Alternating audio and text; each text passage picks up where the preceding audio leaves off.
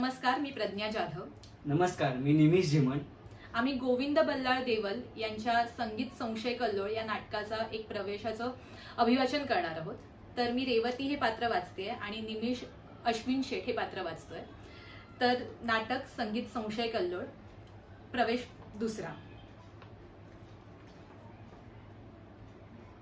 मी आज करणार आहे त्या गोष्टीला माझा जिवलग मित्र वैशाख शेठ याचा सुद्धा मनापासून सल्ला नाही आणि त्याचंही म्हणणं वाजवीच आहे. कारण अशा प्रसंगी राजरस्ता सोडून मी जर मुद्दाम बिकट पाय वाटेने जायचं मनात आणलं तर त्याला कसं पसंत पडणार.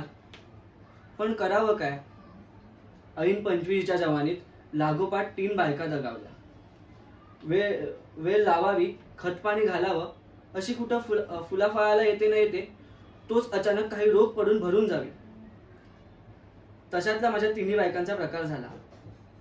शेवटी अगदी जिकिरीस येऊन माघ मागेश्वर म्हणून कोणी हिंदुस्थानातले एक नामांकित ज्योतिषी आले होते. त्यांनाही पत्रिका दाखवली. पत्रिका पाहताच त्यांनी सांगितलं की तुम्हाला मंगळ अत्यंत अनिष्ट असून भार्या स्थानावर सर्व दुष्ट ग्रहांची पूर्ण दृष्टी आहे. अर्थात लग्नाची बायको काही तुम्हाला लाभवायची नाही तेव्हा या भानगडीत पडू नका. लग्नात काही प्रकार करून पाहिलात तर मात्र स्त्री सुखाचा संभव दिसतो. हे त्यांचं पत्रिका वाचन मला पटून लग्नाचा बेत अजिबात सोडून दिला आणि ज्योतिषी महाराजांनी सुचवल्याप्रमाणे एखादी उत्तम चालीरीतीची नायकिनीची मुलगी पाहून तिच्याशी विवाहाच्या स्त्रीप्रमाणे संसार सुख घ्यावा असा निश्चय केला. माझ्या सुदैवाने मला मघा नायकिनीची मुलगी रेवती ही हवी होती त्यापेक्षा दसपट चांगली मिळाली. जवळजवळ 1 महिनाभर तिच्या घरी राबता ठेवून परीक्षा पाहिली पण तिच्यात व्यंगत असं दिसलं नाही. उलट तिच्या मनात माझ्यासारख्या एका गृहस्थाशी लग्नाच्या स्त्रीप्रमाणे संबंध ठेवून जन्मभर संसार करावा असं असून गेली 3 वर्ष ती अगदी कडकडीत कुमारिका व्रताने राहिलीये. योगायोग जुळून यायचा तो असा. काल मन मोकळं करून प्रत्यक्ष दोघांचं बोलणं झालं. नक्की रुकाराची वचनभाग इथे येऊन श्री रमाकांता समोर देते असं सांगून निघून गेली. हा प्रकार एकंदरीत धर्मदृष्टीने किंचित गौण असला तरी प्रेम सुखाच्या नजरेने हा आमचा जुळणारा संबंध उत्तम आहे असं कोण म्हणणार नाही. हा रुमझुम मंजूळ आवाज कसला बरं. प्रश्न कशाला, तिच्याच पैंजणांचा. हा साधी चालण्याची पावलं सुद्धा कशी तालात पडतायत. पैंजण तरी किती सुरेल आहे. रूम झुम. हो यावं तुषित चातक मेघमाले यावं. सुकांत चंद्रनना पातली भ्रूधनु सुरसावुनी. सुकांत चंद्रानना पातली भ्रूधनु सरसावुनी. कटाक्ष खर्षर सोडुनी भेदित हृदयाची गजगामिनी. कटाक्ष खर्षर सोडुनी भेदित हृदयाची गजगामिनी. रदन दिसती जणू शशिबिंबाचे खंडमुखी खोविले. करळ केश शिरी सरळ नासिका नेत्र कमलिनी दले. खाशी तान तर खूपच ठेवून दिली.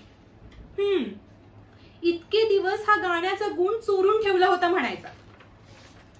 हो, या संगीत देवतेपुढे लाजने लपून बसला होता. तो तसाच प्रसंग आल्याशिवाय कसा बाहेर निघायचा. मग आज प्रसंग आला वाटतं. हो, असं या प्रफुल्लित मुखकमलावरून वाटतं. मनात मांडे खायला नको कोण म्हणणार. पण प्रत्यक्ष मिळाल्यावर मनात कोण खाणार.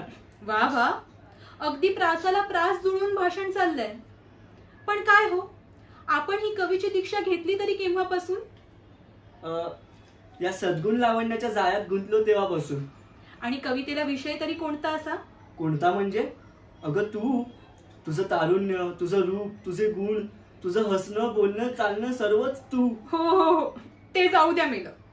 पुरुषांना तारीफच फार करायला पाहिजे. पण मला आज आपण आपली तसबीर द्यायची कबूल केली होती ना, का लोणकडी दिली. अगं असल सोडून नक्कल कशाला, म्हणून नाही दिली. चला बोलू नका माझ्याशी. बस, याचं नाव मुलका. आता झालं माझं काम. ही घे तस्वीर. हम्म माझ्यापेक्षा तिचंच नशीब मोठं. अहो, ही आपली का तसबीर? हो, पण असं का विचारतेस? साम्य तिळहीनच दिसत मुखाचे, साम्य तिळहीनच दिसत मुखाचे, नाम तरी कोरवा शिरावरी, ओळखू येईल चित्र कुणाचे. साम्य तिळहीनच दिसत मुखाचे, नाम तरी कोरवा शिरावरी, ओळखू येईल चित्र कुणाचे. मज जवळी असे, मज जवळी असे याहून सुंदर प्रीती, मज जवळी असे याहून सुंदर प्रीती, ची तारिणी करीचे प्रतिबिंब सुबक हे या मूर्तीचे, प्रतिबिंब सुबक या मूर्तीचे. दाखीव दाखीव तर पाहू कुठे आहे ती. म्हणजे तिच्याच हातची तुझी एक माझ्याजवळ आहे, ती तुला दाखवितो. ही कोण घाई पण? ही पहा, या हृदयात लटकवून ठेवली आहे. शाबास शाबास, मिळालं मला उत्तर. चल तर रमाकांतासमोर परस्पर वचनभागपूर्वक करदान ग्रहणाचा मंगलविधी आनंदोत्साहाने साजरा करू. पण आपल्याला एक गोष्ट सांगायची आहे, तेव्हा ती मात्र आपण निरंतर ध्यानात बाळगायची बरं का. अगं एक का, हजारो सांग.